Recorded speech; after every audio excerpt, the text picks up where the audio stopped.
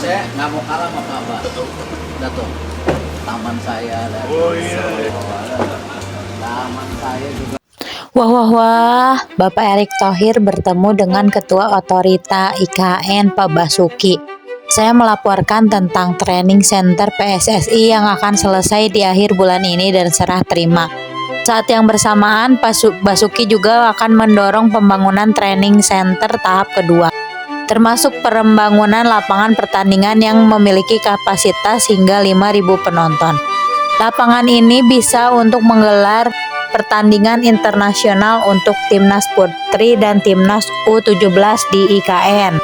Begitu sahut dari Instagram Bapak Erick Thohir. Coach Justin berharap PSSI ganti Sintayong jika timnas Indonesia lolos Piala Dunia.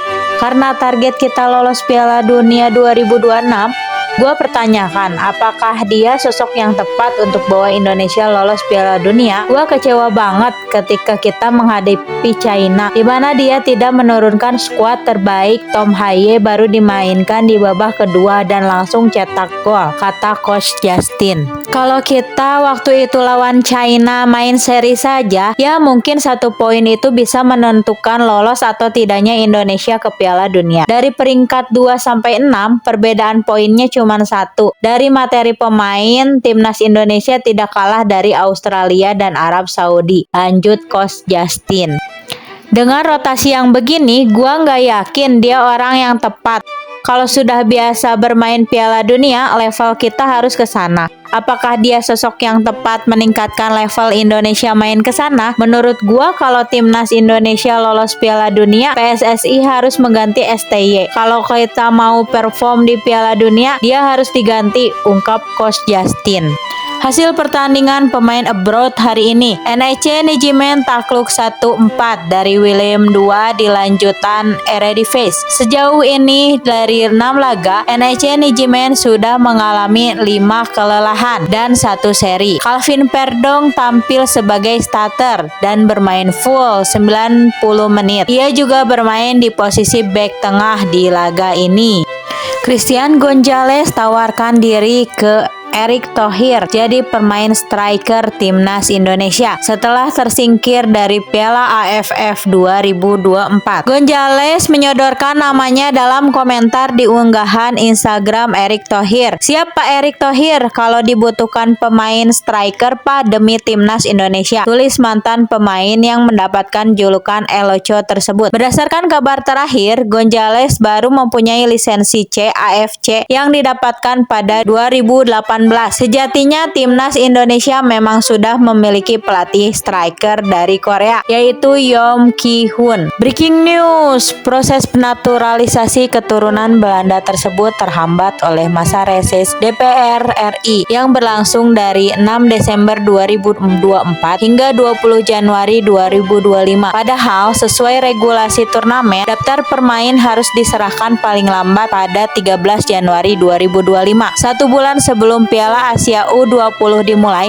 di China pada 12 Februari 2025. DPR mendukung, tapi kan mereka sedang reses. Pendaftaran maksimal pada 13 Januari 2025, sedangkan reses baru selesai 20 Januari. Jadi ya sayang sekali, ujar Menteri BUMN tersebut. Timnas Indonesia U20 yang berada di grup C bersama Uzbekistan, Iran, dan Yaman awalnya memproyeksikan kehadiran tim Gaipes dan Dionmark untuk memperkuat skuad Garuda Nusantara. Namun dengan waktu yang semakin terbatas, Indra Jafari selaku pelatih kepala kemungkinan besar harus menyusun strategi tanpa kedua pemain itu.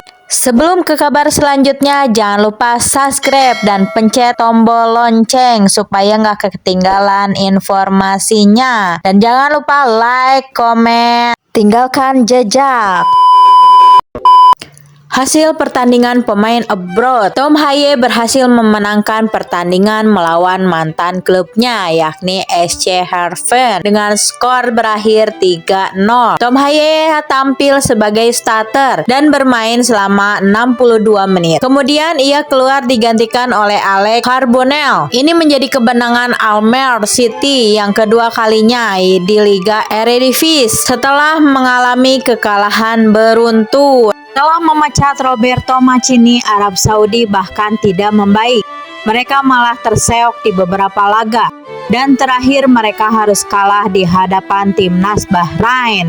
Inilah resiko yang kita takutkan kalau seandainya mengganti pelatih di tengah kompetisi yang sedang berlangsung. Gimana menurut kalian? Tulis di kolom komentar.